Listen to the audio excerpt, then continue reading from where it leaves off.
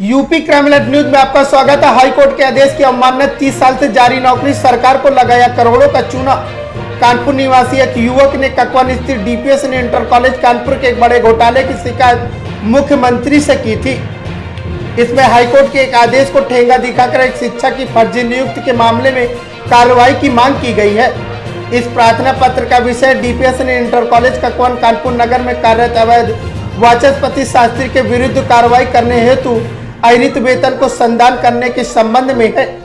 शिकायतकर्ता ने आगे लिखा कि विद्यालय के पूर्व प्रबंधक ब्रजभूषण शास्त्री के पुत्र एवं राज नारायण शुक्ल पूर्व प्रधानाचार्य प्रबंधक के बहिष्कृतों से वाचस्पति शास्त्री के सहायक अध्यापक सीटी ग्रेड अवैध नियुक्ति पाई है। उनको कोषागार से लगातार वेतन भी जारी कराया जा रहा है। वाचस्पति शास्त्री द्वारा माननीय उच्च न्यायालय में योचित याचिका संख्या 15/696/1993 सुनवाई के उपरांत खारिज कर दी गई थी। इसके बावजूद उपायुक्त के द्वारा माननीय उच्च न्यायालय में पारित निर्णय दिनांक 6/5/1993 छिपाकर अब कोषागार से अनेक सपनों का वेतन अहरित करते हुए राज्य सरकार का धन वेतन के रूप में हड़पा जा रहा है। अतः आपसे अनुरोध है कि माननीय उच्च न्यायालय के आदेश दिनांक 6/5/1993 एफआईआर दर्ज आदेश का अवलोकन कर फर्जी अध्यापक एवं अत्यंत भुगतान कराने वाली प्रबंधक जसवंत देवी के विरुद्ध कठोर कदम उठाते हुए कानूनी प्रक्रिया के द्वारा सेवा मुक्त कराए हुए प्राप्त किया गया वेतन संदान किया जाए। अतः उपयुक्त सभी दोषियों के विरुद्ध माननीय उच्च न्यायालय के आदेश को गोपन एवं अवमानना करने के कारण प्राथमिक दर्ज कराने की कृपा करें। इस प्रार्थना पत्र के साथ माननीय उच्च न्यायालय इलाहाबाद एफआईआर दर्ज आदेश दिनांक 6/5/1993 की छाया प्रतिक्रिया भी संकलन करने का जिक्र है, जिसकी प्रतिलिपि जिलाधिकारी कानपुर संयुक्त शिक्षा निर्देशक कानपुर मंडल को भेज दी गई है। अब तक करीब 3 करोड़ रुपए का वेतन भत्ता अवैध रूप से हड़पने का आरोप। शिकायतकर्ता का आरोप है कि 30 वर्षीय आरोपी शिक्षक अवैध रूप से वेतन और भत्ते के रूप में करीब 3 करोड़ रुपए डकार लिए हैं। उसने प्रबंधक ललित शुक्ला की कृपा से सरकार को चूना लगाया गया। डीपीएस इंटर कॉलेज स्कूल प्रबंधक ललित शुक्ला ने बताया कि बाद में नियमों के कुछ बदलाव हुआ था, इसलिए कई कोर्ट का आदेश वाचस्पति शास्त्री के खिलाफ होने के बावजूद उनकी नियुक्ति हुई थी।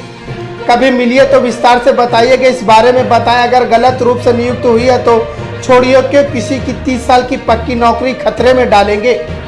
खबर छपने के बाद जांच हुई तो अंशुगा नहीं वेतन देने वाला पूर्व प्रबंधक जिनके समय नियुक्त हुई थी वह जाने पूर्व प्रबंधक आपके पिताजी थे। ये सवाल प्रबंधक बोले, हमारा स्कूल है तो हम लोग ही प्रबंधक बनेंगे। प्रबंधक ललित शुक्ला की कृपा से चल रही थी नौकरी। इस मामले में डीपीएस इंटर कॉलेज के कई लोग लंबे समय से शिकायत कार्रवाई की मांग कर रहे हैं, लेकिन अब तक कोई कार्रवाई नहीं हुई।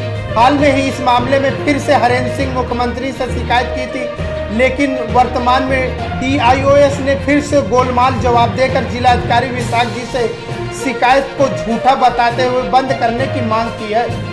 सूत्र बताते हैं कि मामले की गोपनीय जांच चल रही है, लेकिन प्रबंधक ललित शुक्ला आरोपी शिक्षक वाचस्पति शास्त्री को आज भी बचाने की जांच से जुटे हैं। शिकायतकर्ता हरेंद्र सिंह का कहना है कि गलत तरीके से नौकरी पाने, इसलिए मामले में यदि कार्रवाई नहीं होती है तो सभी शिकायतकर्ता एकजुट होकर हाईकोर्ट जाएंगे। प्रबंधक डीआईओएस और ज्वाइंट कमिश्नर डायरेक्टर से इस बात को क्यों भूल रहे हैं कि जब हाईकोर्ट पूर्व ही वाचस्पति शास्त्री की नियुक्ति खारिज कर चुका है तो तत्काल उनकी सेवा समाप्त हो जानी चाहिए, लेकिन बाद में नियमित परिवर्तन को हवाला देकर उनको स्थायी कैसे किया गया। यदि परिवर्तन हुआ था तो नियम अगली नियुक्ति पर लागू होगा, न कि उस पर किसी अस्थायी नियुक्ति की हाईकोर्ट पूर्व खारिज कर चुका हो। यूपी क्राइम अलर्ट न्यूज से संवाददाता सुनील तिवारी की विशेष रिपोर्ट।